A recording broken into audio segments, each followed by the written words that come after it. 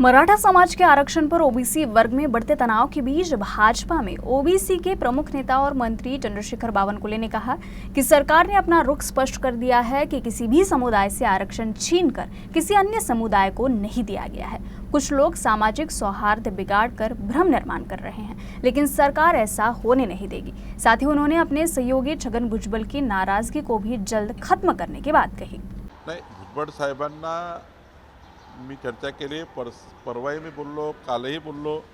त्यामध्ये त्यांची नाराजी आहे की हैदराबाद गॅझेटच्या जर सरसकट वापर केला तर मोठ्या प्रमाणावर ओबीसी समाजामध्ये नोंदी येतील आणि शासन निर्णयाबद्दलही त्यांना काही संशय आहे किंवा त्यांच्या मनात काही संभ्रम आहे। तर आम्ही निश्चितपणे मंगळवार बुधवारी बसणार आहोत। त्यावेळी मात्र काय त्यांच्या कुठल्या विषयाबद्दल, कुठल्या वाक्याबद्दल, कुठल्या सेंटेंसबद्दल त्यांच्या मनात संभ्रम आहे त्याबद्दल चर्चा करू।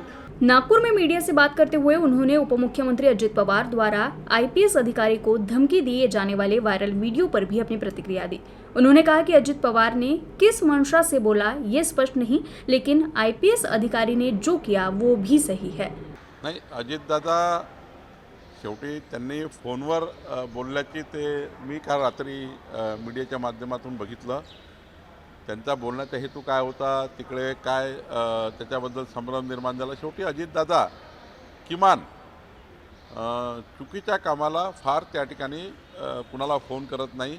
अजित पवारजींची नेहमीच भूमिका ही नियमातल्या कामाची राहिलेली आहे।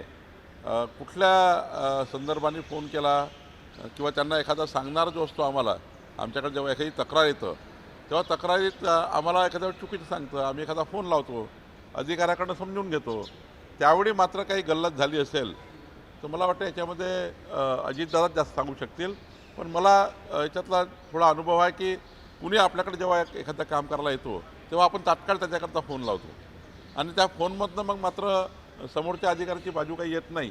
ती बाजू नंतर आली की ते नियमबाह्य होतं, ते नियमाच्या बाहेर होतं। सांगणारा असं सांगतो आपल्याला येऊन, नाही माझं नियमात आहे, माझं नियमाप्रमाणे काम आहे, तुम्ही फोन लावा। तर साधारण मंत्री किंवा आम्ही लोक निवडून आलेले लोक तात्काळ फोन लावतो आणि त्यातनं मग एखादी गोष्ट त्या ठिकाणी वाढली की मग ते त्या फोन करणाऱ्या व्यक्तीवर येतं। भावना काय असतं की जो व्यक्ती आपल्याकडे येतं त्याचं काम झालं पाहिजे या भावनेने फोन लावतो।